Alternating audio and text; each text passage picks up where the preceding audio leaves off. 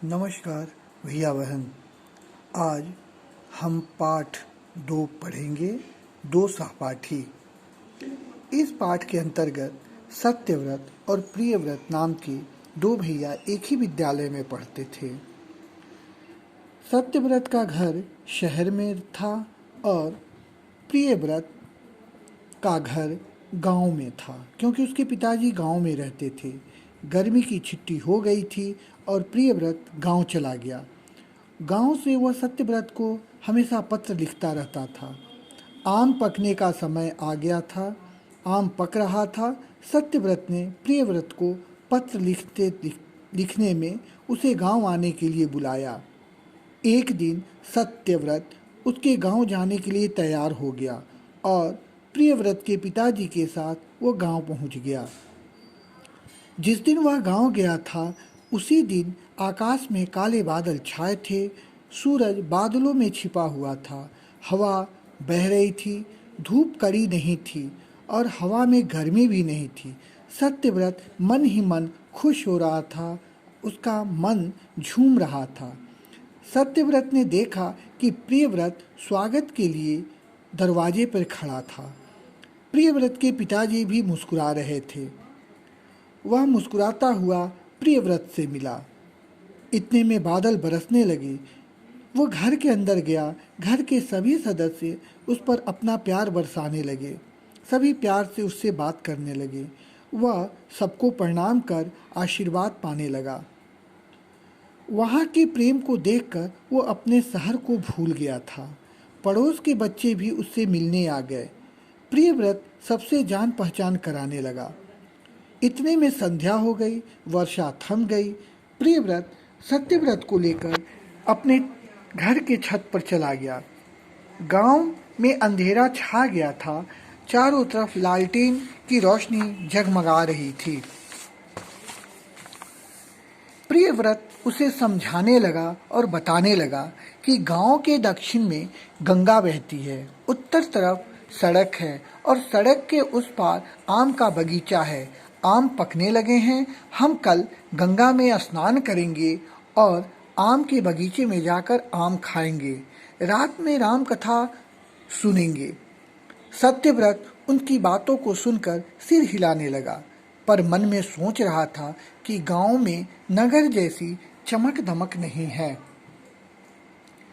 शाम होते ही सन्नाटा छा गया है। यहाँ मन कैसे लगेगा। उसी समय ट्रांजिस्टर से अर्थात रेडियो से लोकगीत सुनाई पड़ने लगा। सत्यव्रत को गीत सुनने में अच्छा लगा। कुछ ही देर के बाद थोड़ी दूर से उसे भजन और कीर्तन का भी संगीत आने लगा। उसका मन खुश हो गया। प्रियव्रत को संतोष हुआ। दूसरे दिन प्रभात में जब दोनों की नींद टूटी तो प्रियव्रत के पिताजी प्रभाती गा रहे थे। प्रभाती का अर्थ होता है सुबह में गाने वाले भजन। दोनों ने एक दूसरे को नमस्कार किया। दोनों ने एक साथ धरती माता को प्रणाम किया और अपने विद्यालय से सीख कर चुकी आए थे। फिर वे पिताजी और माँ को झुककर प्रणाम करके आशीर्वाद पाई और फिर दोनों पिताजी के साथ गंगा तट की ओर चल पड़े स्नान करने के लिए। क्योंकि गांव के बहुत से सारे लोग स्नान के लिए गंगा तट जा रहे थे। वहां पहुंचते ही सूर्य की लाली निकल पड़ी थी। किरणें नदी की लहरों में फैलती दिखाई दे रही थी। प्रियव्रत इस सुंदर दृश्य को देखता रह गया। उसका मन इस दृश्य को देखकर बंध सा गया। फिर तो बहते जल में वह स्नान करने लगा। दोनों मित्र उछल उछल कर स्नान का आनंद लेने लगे। ऐसा आनंद सत्यव्रत को पहले कहीं नहीं मिला था। जब वे घर आए तो दोनों मित्र दूध पीकर फिर आम के बगीचे में पहुंच गए। पेड़ों में लटकते हुए और झूमते हुए आम सत्यव्रत को भा गए। वह नगर की चमक दमक को भूल सा गया। इतने में बाग का रखवाला पहरेदार आ गया और उन दोनों भैया को पके पके आम तोड़कर देने लगा। दोनों आम खाने लगे। प्रियव्रत तो पेड़ पर चढ़ गया था। सत्यव्रत को डर लग रहा था। प्रियव्रत के पिताजी ने पेड़ की डाल में झूला लगा दिया था। दोनों बारी बारी से उस झूले का आनंद लेने लगे। गांव का आनंद अद्भुत ही था, ये मन ही मन सोच रहा था। दूसरे दिन सत्यव्रत आम के पेड़ पर चढ़ गया। फिर वहां पैर फिसला और सिर में चोट लग गई, लेकिन गिरते गिरते बच गया था। सभी लोग उसके पास आ गए और उसे उठाकर घर ले आए।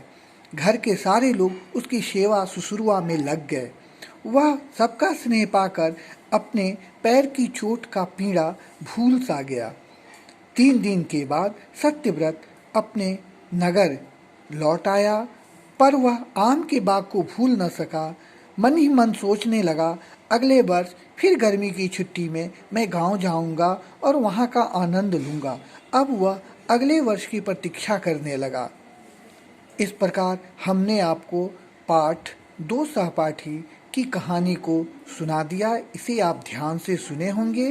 अब अगली कक्षा में आपको शब्दार्थ और प्रश्न उत्तर लिखवा दूंगा, उसे आप कॉपी में नोट करके याद करेंगे। धन्यवाद।